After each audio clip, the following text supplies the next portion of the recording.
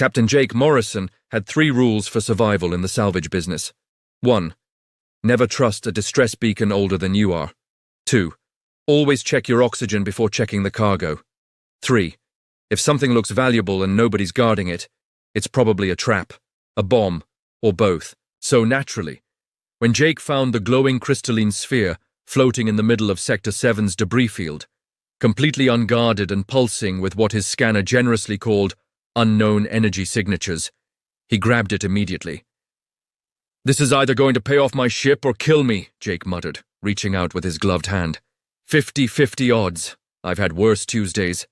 The moment his fingers touched the surface, the sphere exploded.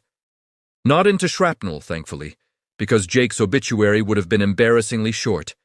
Instead, it exploded into light, pure white-hot light that should have vaporized him, but instead felt like sticking his hand into a star made of enthusiasm. The light condensed, wrapped around his forearm, and solidified into what looked like a shield made of liquid metal and really aggressive optimism. "Oh no," Jake said, which was his standard response to anything that glowed. "Oh no, no, no."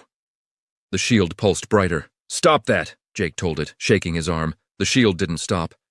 If anything, it seemed pleased with itself. Jake tried to pull it off. It didn't budge. He tried hitting it against a bulkhead. Nothing.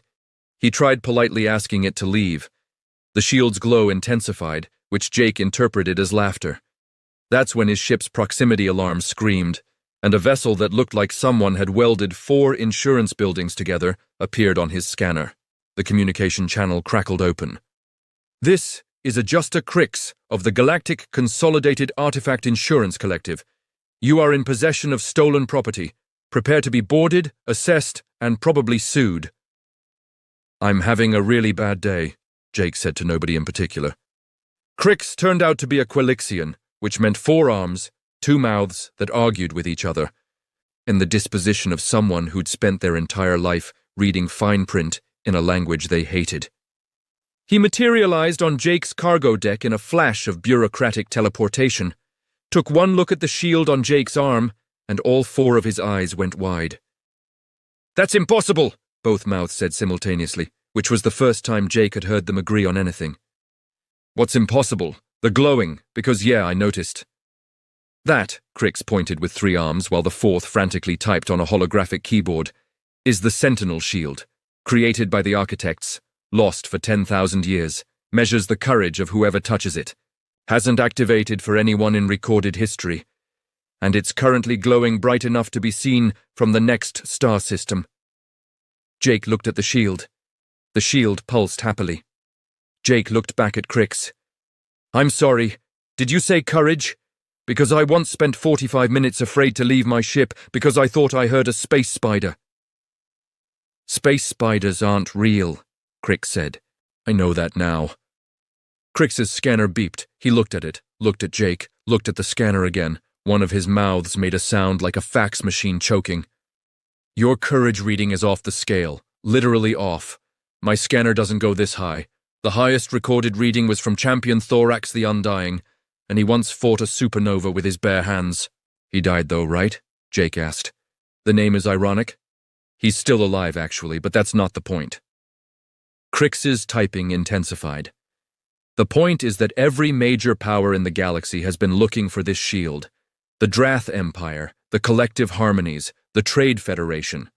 And you, a human salvager with a ship held together by what I'm fairly certain is duct tape and prayer, just activated it. So that's good news, right? Finders keepers?" "No," Crix said, and for the first time both mouths sounded terrified. "That's the worst possible news, because in approximately 4 hours everyone's going to know, and they're all going to want to test you." Jake looked at the shield again. It was still glowing, still stuck to his arm, still radiating what he could only describe as weaponized confidence. "I really should have stayed in bed today," Jake said. The shield glowed brighter, and somewhere in the galactic communications network, an alert went out. The Sentinel Shield had chosen, and it had chosen, of all beings in the universe, a human who was currently and sincerely afraid of what he was going to have for lunch. Jake's face was on every newsfeed in 3 galaxies before Crix finished his 3rd cup of anxiety-reducing stimulants. The headlines were unanimous in their disbelief. Human activates legendary artifact. Galaxy demands explanation. Sentinel shield glows for salvager. Experts baffled. Champions across known space reportedly furious. This is fine, Jake said, watching himself on 17 different screens in Crix's ship. This is totally fine. I'll just explain there's been a mistake. Simple misunderstanding. The shield clearly has faulty sensors. The shield pulsed so brightly that Crix's coffee mug cracked. It heard you? Crix said. It disagrees. It's a shield. It doesn't have ears. It's an architect bioreactive artifact. It has whatever it wants. That's when the challenge arrived. It came through every communication channel simultaneously, which Jake learned was the galactic equivalent of someone showing up to your house with a megaphone and a legal team. The hologram that appeared was 7 feet of reptilian muscle, scales that looked like they'd been polished with the tears of defeated enemies, and eyes that suggested he'd never heard of the concept of self-doubt. Commander Vex of the Drath Empire, warrior supreme, conqueror of the 13 moons, winner of People magazine's most likely to destroy your planet 4 years running, human. Vex's voice sounded like gravel being dragged across a chalkboard made of hatred. I am Commander Vex. I have spent 17 years training to be worthy of the Sentinel Shield. I have conquered worlds. I have defeated champions in single combat. I have meditated under 3 red suns, without water or doubt. And then you, a creature that looks like it would lose a fight with a strong breeze, activate the shield by accident. To be fair, Jake said, I didn't know what it was. Silence! Vex's hologram somehow got louder. I challenge you to the trials of valor. 3 tests of courage broadcast across all known systems. You will face them, or you will be branded a coward for eternity. Also, the shield will explode. I'm sorry, what was that last part? Crix pulled up a document that looked suspiciously like it had been written by lawyers from 6 different species. It's in the shield's activation protocol. If the bearer refuses a formal challenge within the first lunar cycle, the shield interprets it as cowardice and triggers its self-destruct mechanism. The blast radius is approximately half a space station. Jake looked around Crix's ship. We're on a space station. Yes, the half that would explode includes us. Almost certainly. I hate space, Jake said. I hate artifacts. I hate 10,000-year-old cosmic tests. I specifically hate that this is happening to me on a Tuesday. It's actually Thursday, Crix offered. Even worse. Before Jake could continue his entirely reasonable panic, something small, blue, and moving at approximately the speed of excitement burst through the airlock. Oh wow, oh wow, oh wow, the creature said, resolving into what looked like a teenage alien with 6 fingers. Antenna that wouldn't stop twitching, and the energy of someone who'd consumed their body weight in coffee. You're the human. You're the human. The shield human. I'm Pip. I'm your biggest fan. Can I touch it? Please say I can touch it. Absolutely not, Jake and Crix said together. Pip, Crix added, with the weariness of someone who'd had this conversation before. You can't be here. This is an insurance assessment. But it's the Sentinel Shield. Do you know how many theories I've written about this? 417. I have a blog, 12 followers, well 12 million now.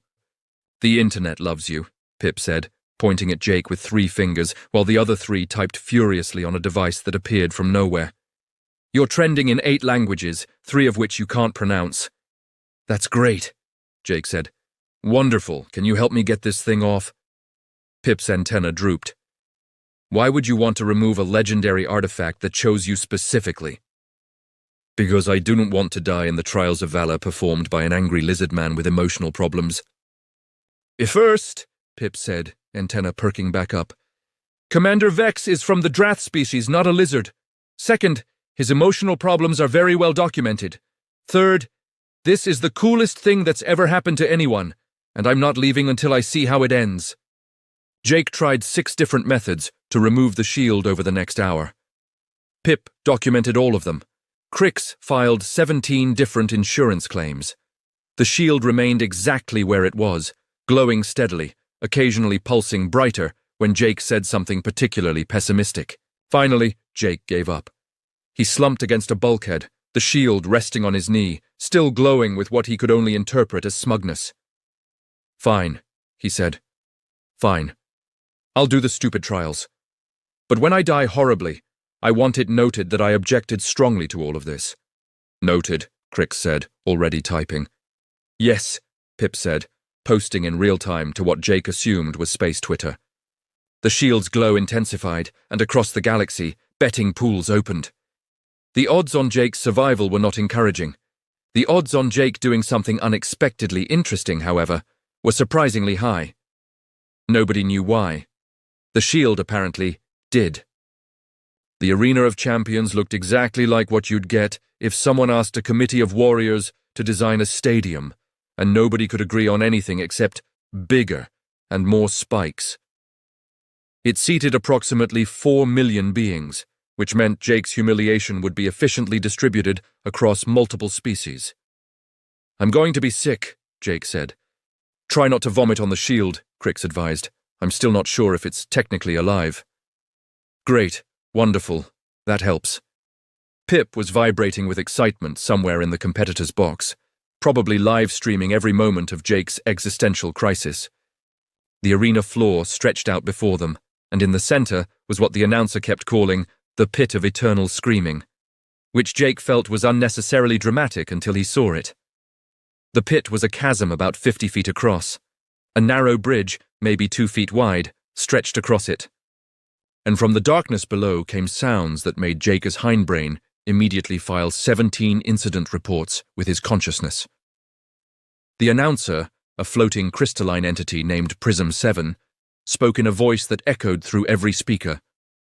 "The first trial tests courage in the face of fear itself. The pit contains psychovores, creatures that amplify and project your deepest terrors. Contestants must cross the bridge while their fears are made manifest. Commander Vex will attempt the crossing first." Vex entered the arena to roaring applause.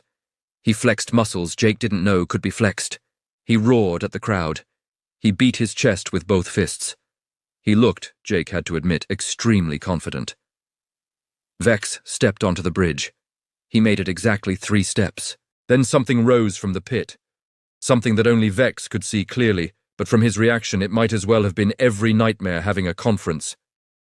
Vex, warrior supreme, conqueror of the 13 moons, screamed like someone had just told him his taxes were being audited going back 20 years. He turned and ran. Not a strategic retreat. Full sprint. He cleared the arena in record time, leaving behind only the echo of what sounded suspiciously like sobbing. The crowd went silent. "Well," Prism 7 said after a long pause, "that was unexpected. Captain Morrison, you're up." Jake stood on trembling legs. The shield was warm against his arm, growing warmer by the second. He approached the bridge and looked down into the pit. The darkness looked back, and he could feel it measuring him, analyzing him, preparing a customized nightmare delivery service. "I can't do this," Jake whispered. The shield pulsed. Once. Twice. Like a heartbeat. Jake stepped onto the bridge. Immediately, the psychovores went to work. Jake saw his ship exploding, saw himself floating in space, oxygen running out, saw everyone he'd ever cared about disappointed in him, saw himself old and alone, having never done anything that mattered. Standard fears, really. Greatest hits collection, his legs locked, his breathing stopped. The shield blazed bright enough to hurt his arm. Jake couldn't move. The crowd was silent, even Pip had stopped typing. Then Jake heard a sound that didn't fit. A yelp. High-pitched. Familiar. He looked back. Pip had leaned too far over the railing, lost balance and was falling. Straight toward the pit! Toward the psychovores! Toward certain death! Jake didn't think. Thinking was what had him paralyzed. Instead, he jumped.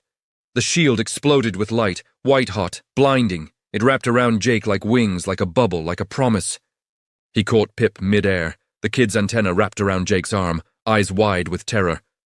They should have fallen, should have hit the creatures, should have died screaming.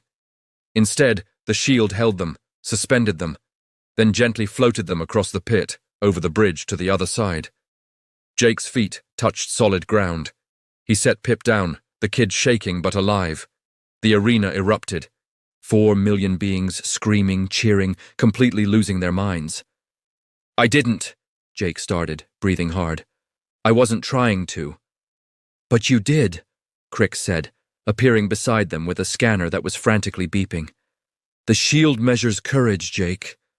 Not the absence of fear, acting despite it. You were terrified. You jumped anyway." Jake looked at the shield. It was glowing steady now. Warm. Almost content. "Oh," Jake said quietly. "Oh no." "What?" Pip asked, still clinging to Jake's non-shield arm. "I think I understand what this thing wants from me." In the competitor's box, Commander Vex watched the replay 17 times. Each time, his expression grew more confused, more troubled. He'd spent 17 years eliminating fear through training, meditation, discipline. This human was drowning in fear and somehow succeeding anyway. Vex had no framework for understanding it, but somewhere, deep in his carefully constructed warrior philosophy, a crack appeared. The second trial took place 3 days later, which gave Jake plenty of time to become the most famous being in galactic history. His face was on merchandise. Children dressed as him for school. There were think pieces, debates, a surprising amount of fan fiction that Pip refused to let him read. "Trust me," Pip said, "for your own mental health." "Is it that bad?" "Some of it's anatomically impossible for your species. I'm sorry I asked." The confession chamber sat in the center of the arena like a transparent cube of terrible decisions. Prism 7 explained the rules with what Jake interpreted as malicious glee. Contestants enter the chamber. Inside, they will be compelled to confess their deepest, most shameful secret. This confession will be broadcast to every connected device in the galaxy. Roughly 47 billion beings will hear it. There is no time limit. You may leave only after the confession is complete. "This is a terrible idea," Jake said. "Agreed," Crick said, checking his insurance policy. "This is going to be amazing," Pip said, already live streaming. Commander Vex went first. He approached the chamber with his usual confidence, but Jake noticed something different. Vex's scales weren't quite as polished. His posture wasn't quite as straight. The warrior stood before the entrance for a full minute before speaking. "I forfeit this trial," Vex said. The crowd gasped. Forfeiting meant shame, meant weakness. For a Drath warrior, it meant everything their culture stood against. "But you could still win the final trial," Prism 7 said, clearly disappointed. "No," Vex said quietly. "I understand now. I cannot win something I do not comprehend." He looked at Jake. "Good luck, human." Vex left the arena. Half the crowd booed. The other half seemed confused. Jake was definitely confused. "Your turn, Captain Morrison," Prism 7 announced. Jake walked to the chamber. The shield was warm, pulsing with his heartbeat. He stepped inside. The chamber door sealed. Silence, then pressure, building in his chest, in his throat, pulling words up from somewhere deep and locked away. He tried to resist, couldn't. The shield grew warmer, and Jake realized it wasn't forcing the confession. It was encouraging it, supporting it. Jake spoke. "I left Earth because I was afraid. Everyone thinks salvages are adventurous, brave, out here chasing fortune. That's not why I'm here. I left because people expected things from me. My family wanted me to be a doctor like my dad. My friends expected me to settle down, get married, do the normal thing. And I was terrified I'd fail at all of it. So I ran. I've been running for 8 years. I take the easy jobs. I avoid the dangerous sectors. I spend most of my time alone because it's safer than letting people down. I'm not brave. I've never been brave. This shield made a mistake. I'm just a coward with really good luck." Silence. In the arena, across the galaxy, 47 billion beings heard Jake Morrison admit he was afraid, and the confession broke something in the cosmic conversation. Then Jake's communicator exploded with messages. Thousands, millions. Humans across the galaxy responding, soldiers who'd frozen in battle. Parents who'd felt inadequate. People who'd quit jobs, left relationships, avoided dreams because they were afraid of failing. "You're not a coward," read one message. "You're honest." "I've been afraid my whole life," read another. "Thank you for saying it." The chamber door opened. Jake stepped out, expecting mockery. Instead, he found Pip crying. "That was the bravest thing I've ever seen," Pip said. My species thinks fear is weakness. We hide it, deny it. You just told everyone you're afraid and you're still here. Crix approached, both mouths working independently. Jake, I need to tell you something. I've been tracking this shield for 6 years. I hate my job. I hate insurance. I wanted to be a historian, study the architects, write books. But I was too afraid to quit, too afraid to try. Watching you made me realize I've been in my own confession chamber for years, just too scared to speak. The shield's glow intensified, spreading warmth up Jake's arm, and across the galaxy, something shifted. Courage, people realized, wasn't about not being afraid. It was about being terrified and doing it anyway. It was about being honest when lies were easier. It was about showing up despite knowing you might fail. In his quarters, Commander Vex watched the broadcast and understood, for the first time, why he'd failed. He'd spent years trying to eliminate fear. Jake had succeeded by accepting it. The warrior code Vex had lived by suddenly seemed incomplete. The final trial was scheduled for dawn, which in the Arena of Champions meant artificial lighting at maximum drama. The Guardian Beast's chamber sat beneath the arena floor, and legend said it hadn't been awakened in 3,000 years. Quick question, Jake said. What exactly is the Guardian Beast? A creation of the architects, Crix explained, reading from a very old database. Bioengineered to test courage in its purest form. It adapts, grows stronger with aggression, and judges the worthiness of champions. Cool, Jake said, not feeling cool at all. And I'm supposed to fight it? That's traditionally how trials of combat work, yes. I'm going to die. The shield pulsed warmly. Pip patted Jake's non-shield arm. You'll be fine, probably. The betting odds are only 60-40 against you now. That's an improvement. What nobody knew was that Commander Vex had other plans. While Jake prepared, Vex had bypassed security, bribed 3 guards with what remained of his honor, and entered the Guardian Beast's chamber alone. He needed to prove himself. Needed to show that strength and training still mattered. That courage was what he'd always believed. The absence of fear through perfect discipline. When the chamber opened for the official trial, Jake found Vex already inside, facing something that looked like if wolves, bears, and bad decisions had a baby made of living crystal and rage. The Guardian Beast was magnificent and absolutely terrifying. Vex was losing. He'd thrown everything at it, every technique, every weapon, every ounce of training. The Guardian Beast had absorbed it all and grown larger. It was 40 feet tall now, moving with predatory grace, backing Vex into a corner. Jake, don't, Crix said over the communicator. There's no rule saying you have to help him. Jake watched Vex, the mighty warrior, face death with perfect form and 0 chances. The shield grew hot against his arm, not burning, insistent. Yeah, Jake said, there kind of is. He ran into the chamber. The shield blazed white-hot. The Guardian Beast turned, its crystalline eyes fixing on Jake. It roared, a sound that made the arena itself shake. Jake ran toward it. Everyone expected him to attack. Pip was screaming into the livestream. Crix was filing what sounded like life insurance forms. 47 billion beings watched. Jake dropped his weapon. He walked right up to the Guardian Beast, shield glowing bright enough to illuminate the entire chamber, and did something nobody had considered. I'm sorry, Jake said. The Guardian Beast stopped, tilted its massive head. I'm sorry he attacked you, Jake continued, voice shaking but steady. I'm sorry we woke you up for this stupid trial. I'm sorry the architects put you here to judge people for thousands of years. That sounds lonely. That sounds terrible, actually. The Guardian Beast shrunk, not collapsed, deliberately contracted like a flower closing. It reduced down to maybe 10 feet tall, then sat. Its eyes, which had been pure rage, now showed something else. Intelligence. Ancient intelligence. You speak, the Guardian Beast said, its voice like crystals singing. 97 champions have entered this chamber. 97 attacked. None spoke. They were probably more focused on not dying, Jake said. Which, fair. The architects created me to judge courage, the Guardian Beast continued, looking at Jake with something like wonder. They believed true courage required compassion. Strength without kindness is merely violence. Power without purpose is merely destruction. In 3,000 years, you are the first to understand.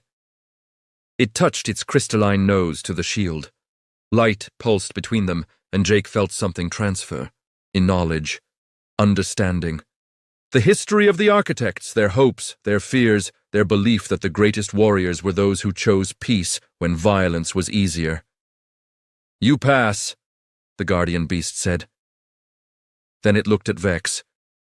You fought with honor, but honor without wisdom is incomplete. Learn from this human. Fear is not your enemy, ignorance is. The guardian beast faded, returning to whatever dimensional space it called home.